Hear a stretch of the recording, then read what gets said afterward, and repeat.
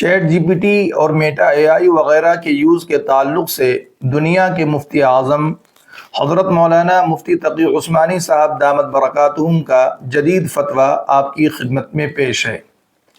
Chat G P T اور Meta A آئی وغیرہ اس وقت بہت سارے پڑھے لکھے لوگوں کے لیے گمراہی اور فتنے کا ذریعہ بنی ہوئی ہیں۔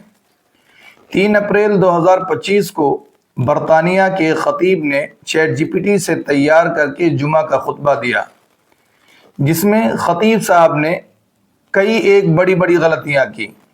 حتیٰ کہ خطیب صاحب نے دوران خطبہ حدیثیں اور قرآنی آیات بھی غلط پڑھی۔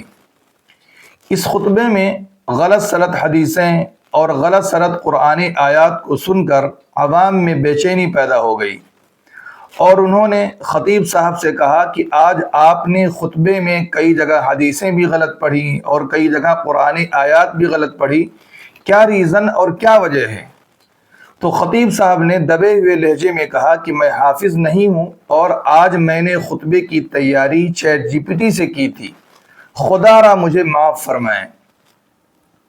اس خطبے کو سامنے رکھ کر چیٹ جی پی ٹی اور میٹا اے آئی وغیرہ کے استعمال کے حوالے سے کئی لوگوں نے دنیا کے مفتی اعظم حضرت مولانا مفتی تقی عثمانی صاحب دامت برکاتہم سے مسئلہ پوچھا کہ چیٹ جی پی ٹی اور میٹا اے آئی کا دینی مسائل کے لیے اور دینی تقریر کے لیے استعمال کرنا کیسا ہے؟ تو حضرت نے جواباً ارشاد فرمایا کہ چیٹ جی پی ٹی اور میٹا اے آئی وغیرہ جو معلومات پرووائیڈ اور فراہم کرتی ہیں، ان میں غلطی کا قوی امکان ہوتا ہے، جیسا کہ آپ نے برطانیہ کے خطبے میں دیکھا اور آئے دن اس کا مشاہدہ ہوتا رہتا ہے۔ بعض اوقات چیٹ جی پی ٹی اور میٹا اے آئی وغیرہ دینی مسئلے کا غلط حکم بیان کر کے اپنی طرف سے جعلی عربی حوالہ جات فراہم کرتی ہیں، لہٰذا دینی امور اور شرعی مسائل کسی مستند عالم دین اور مفتی ہی سے معلوم کرنا چاہیے۔ چیٹ جی پی ٹی اور میٹا اے آئی وغیرہ سے جو دینی معلومات حاصل ہوتی ہیں، ان پر کسی مستند عالم دین یا مفتی کی تصدیق کے بغیر عمل کرنا جائز نہیں ہے، اور نہ ہی ان کو آگے شیئر کرنا جائز ہے۔